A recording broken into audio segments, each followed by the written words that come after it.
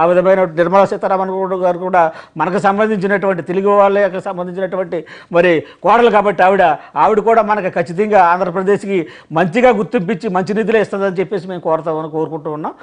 భవిష్యత్తులో జరగాలని కూడా ఆశిస్తున్నాం సార్. చంద్రబాబు నాయుడు ఆ విధమైన లోగడ వాళ్ళు ఏం అడగలేనటువంటి పరిస్థితి. మేము అడగడానికి ఈరోజు మాకు అంతా బలం ఉన్నప్పటికీ కూడా వాళ్ళతో కలిసి ఉన్నటువంటి పరిస్థితుల్లో ఖచ్చితంగా step by step Chandrababu Naidu గారు ఎక్కడ ఏ పైసా కూడా వదలకుండా ఏ అవకాశాన్ని కూడా వదులుకోకుండా ప్రతి విషయాన్ని సద్వినియోగం చేసుకుంటూ పరిపాలన ముందుకు తీసుకెళ్తూ మరి వారి ముందు ఉన్నటువంటి విషయాలు చూడండి. అమరావతి పెద్ద ఇప్పుడు బడ్జెట్తో కూడినటువంటి సబ్జెక్టు కాబట్టి దాన్ని ఏ విధంగా ఈ 5 సంవత్సరాలు ఫిల్ చేసుకోకపోతే మళ్ళీ అటువంటి దుర్మార్గులకు అవకాశం ఎలా పరిస్థితులు ఉంటాయి కాబట్టి దాన్ని ముందుగా ఈయన కట్టడి చేసుకోవాల్సినటువంటి పరిస్థితులు రాజకీయాలు ఉన్నాయి కాబట్టి ఆ విధంగా ఆచితూచి వెళ్తున్నాడని చెప్పేసి మేము భావిస్తూ ఉన్నాం సార్. బీహార్కి 26,000 కోట్ల రూపాయలు గ్రాంట్ ఇచ్చారు. మనకి 15 కోట్ల రూపాయలు అప్పులు ఇవ్వటం కాదు, ఇప్పిస్తాము అన్నారు. వాళ్ళు ఇవ్వటం అనేది కాదట. అసలు ఇప్పించడం ఏంటి? ప్రత్యేక రాష్ట్రం ఏర్పడిన తర్వాత స్పెషల్ స్టేటస్కి పోయి స్పెషల్ ప్యాకేజీలోకి వచ్చాం. అందులో భాగంగా చేయాల్సినవి చేయాలి కదా. మళ్ళీ అప్పులు ఇప్పించడం ఏంటి? మనకి ఇవ్వాల్సినవి న్యాయంగా ఇవ్వకుండా ఇప్పించడం ఏంటి? ఆ మధ్యలో ఆ మెహర్బానీ ఏంటి? సార్ మీరు అన్నట్టు ఖచ్చితంగా వాళ్ళ ఆ విధమైనటువంటి ధోరణిలు ఉంటే రేపొద్దున్న ఓటమిలో ఉండి నేను మాట్లాడడం కాదు, కానీ ఇది వ్యక్తిగతంగా నా అభిప్రాయం చెప్తున్నాను. అక్కడ కాంగ్రెస్ పార్టీ మీకు స్పెషల్ స్టేటస్ ఇస్తానని చెప్పేసి ఖచ్చితంగా ఆ రోజు చెప్తుంది, ఈ రోజు చెప్తుంది, భవిష్యత్తులోనూ చెప్తూ ఉంటుంది. కాబట్టి ఖచ్చితంగా స్పెషల్ స్టేటస్ అనేది బీజేపీకి మెడ మీద కత్తి. ఖచ్చితంగా ఆ విధమైనటువంటి గ్రాంట్స్ మనకు ఇవ్వాల్సినటువంటి పరిస్థితులు ఈ 5 సంవత్సరాలు ఉంటాయి. ఆ విధంగానే చంద్రబాబు నాయుడు గారు దాన్ని సాధిస్తారని చెప్పేసి అది ఒప్ప లేకపోతే ఏ విధంగా గ్రాంట్స్ అనే పొద్దున్న భవిష్యత్తులో ఎలాగెళ్తుందని చెప్పేసి మనకి ఎమర్జెన్సీ కావాలి ఇక్కడ. ఏంటంటే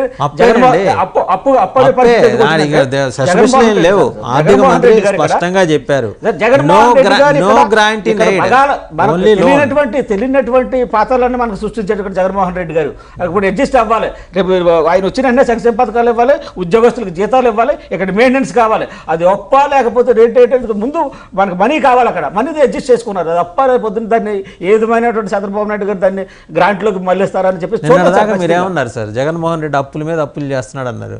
మళ్ళీ ఇవాళ మీరు చేస్తే జగన్మోహన్ రెడ్డి గారు చేసిన అప్పులకి చంద్రబాబు నాయుడు గారు చేసిన అప్పులకి రీజన్ ఉంది. చంద్రబాబు నాయుడు చేసిన అప్పులు అప్పుగా అంగీకరిస్తారు. ఆయన అప్పులు ఎలా తెచ్చాడు సార్? వైజాగ్ లో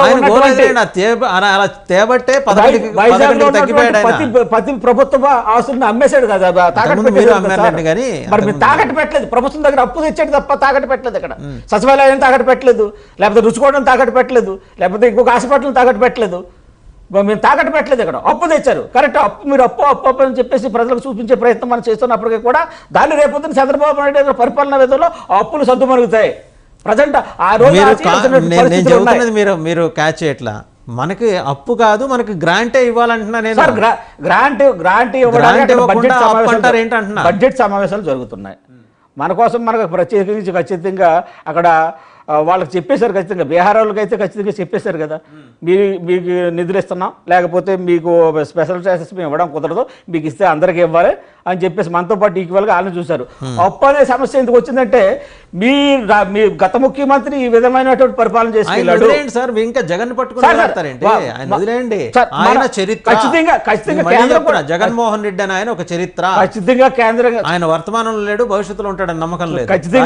ఖచ్చితంగా కేంద్రం ఏమి ఆలోచిస్తుందంటే ఖచ్చితంగా ముందు వీళ్ళ దగ్గర ఎంత అగాధం ఉంది, వీళ్ళు మళ్ళీ ఆగదంలోకి వెళ్ళిపోతున్నారా ఏంటని చెప్పేసి ఆలోచించే పరిస్థితుల్లో ఖచ్చితంగా అప్పిస్తుంటారని అనుకుంటున్నాను. దాన్ని చక్కబెడతారని చెప్పేసి ఇంకో 1-2 నెలలు మనం వెయిట్ చేద్దాం సార్.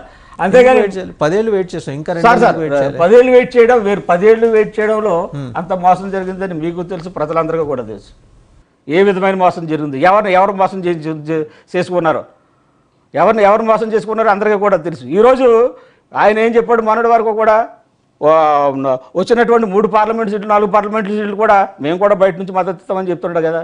ఎందుకు మద్దతు ఇస్తా? అతనికి అవసరం ఏంటి? ప్రజలు అతను ఓడించారు. అతనికి అవసరం ఏంటి? బయట నుంచి మద్దతు ఇస్తాల్సిన అవసరం ఏంటి? అదే ఆ విధమైనటువంటి జిమ్ములు జరుగుతున్న రాజకీయాన్ని కూడా బేరీ చేసుకోవాల్సినటువంటి పరిస్థితులు కూడా ఉన్నాయి సార్. భవిష్యత్తులో అటువంటి దుర్మార్గుడు రాక్షసుడు రాకూడదు కాబట్టి ఏ విధంగా స్టెప్స్ తీసుకోవాలనేది చంద్రబాబు నాయుడు యొక్క ముందు వ్యూహంగా ఉంటుంది కాబట్టి ఖచ్చితంగా ఆ విధంగానే స్టెప్ తీసుకుని వెళ్తున్నాం. అందులో భాగమే ఈ ఆర్థిక వ్యవస్థ అని నేను అనుకుంటున్నాను సార్. ఖచ్చితంగా సో మనకు గ్రాంట్ అక్కర్లేదంటారు అయితే? ఖచ్చితంగా గ్రాంట్స్ కావాలి సార్, అధిక నిధులు కావాలి అంటున్నారుగా.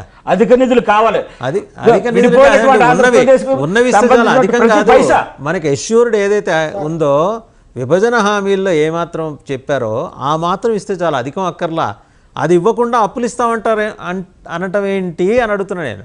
ఖచ్చితంగా రేపు పొద్దున్న ఆ సబ్జెక్ట్ని ఖచ్చితంగా క్లోజ్ చేస్తారు సార్. ఎందుకంటే నెక్స్ట్ మంత్ నుంచి పరిపాలనా వ్యూహాలన్నీ మారుతాయి.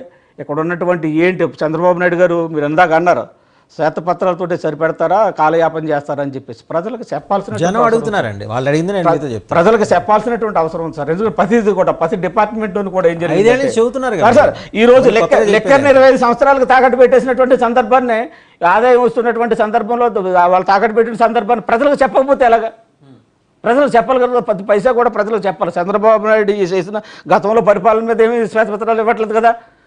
గత ప్రభుత్వం చేసినటువంటి తప్పులు అప్పులు ఏమున్నాయో అవి ప్రజలకు వివరించండి ఖచ్చితంగా అసెంబ్లీలో.